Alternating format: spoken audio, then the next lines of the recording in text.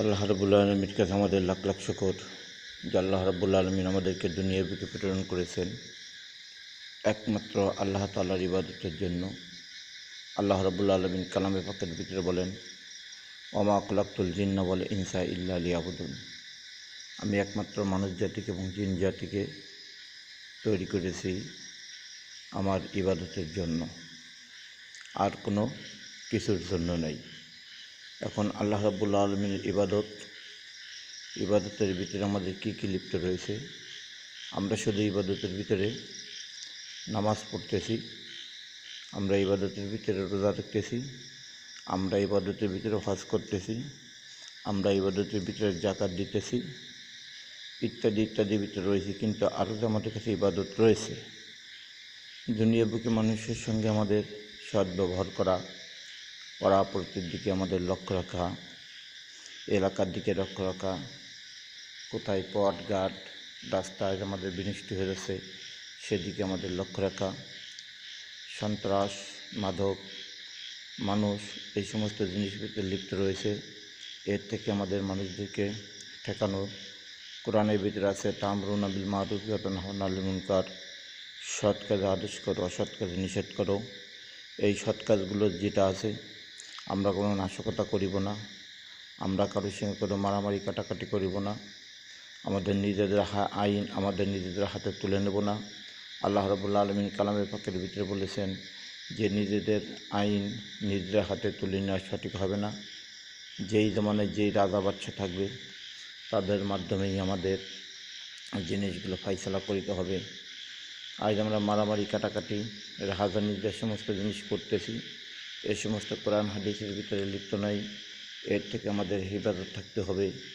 এদিকে আমাদের সমবেত হওয়া যাবে না, এদিকে আমাদের যাওয়া যাবে না, এদিকে আসা যাবে না। জনাবে মুহাম্মদ রাসূলুল্লাহ আল্লাহ রাব্বুল আলামিন বলেন যে, হে আমার বান্দারা, তোমরা দুনিয়ার বুকে বসে তোমরা কাউকে কতল করিও না, নিজে কতল হইও না, নিজে কতল হইও না, অন্যকে কাউকে কতল করিও না। যদি কেউ কোনো মানুষটিকে কতল করে তাহলে সে ব্যক্তি জাহান্নামে চলে যাবে, আর যে কতল হবে সেও জাহান্নামে যাবে।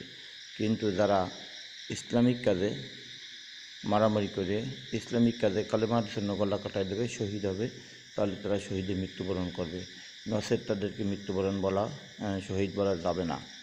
তাই আমরা যারা দুনিয়ার বুকে রয়েছি, আমরা সর্বক্ষণ সর্বসময় আমাদের ছেলে মেয়ে, আত্মীয় স্বজন, যারা আমাদের ভবিষ্যৎ, যারা সামনে আমাদের কাছে বড় হয়ে আসতেছে, এদের প্রত্যেককে আমাদের কোরআনে শিক্ষা দিতে হবে, এদেরকে ইলম, আরবি ইলম আমাদের শিক্ষা দিতে হবে।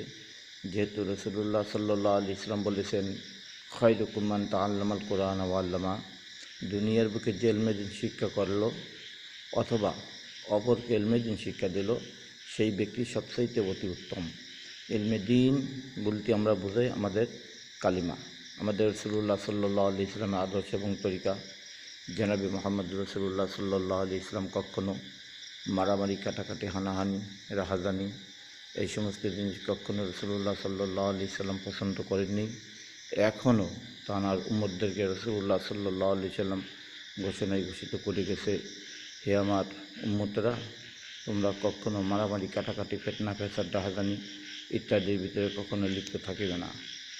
আজ আমরা মুসলমান, আমাদের প্রত্যেকের লক্ষ্য রাখিতে হবে যে আমরা মুসলমান, আমরা ঈমানওয়ালা, আমরা এক আল্লাহর পর ঈমান এনেছি, এক আল্লাহ রাব্বুল আলামিনের পরে আমাদের সফর্দ করে রাখতে হবে।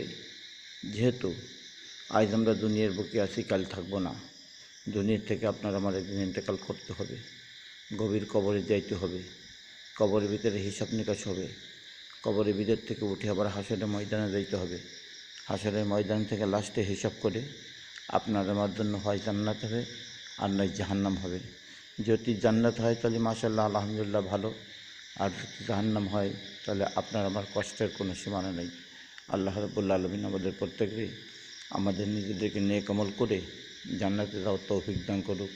আল্লাহ রাব্বুল আলামিনের ইবাদতের ভিতরে আমরা সর্বক্ষণ সর্বসময় যেন লিপ্ত থাকতে পারি এবং আমাদের আত্মীয় স্বজন, ভাই বোন মুসলমান যারা আছে তাদেরকে আমরা আমল করাইতে পারি এবং তারা সঠিকভাবে কোরআন হাদিসকে শিক্ষা করে সেইভাবে অর্জন করে যেন আমরা আমল করে যেন আল্লাহর সন্তুষ্ট লাভ করতে পারি।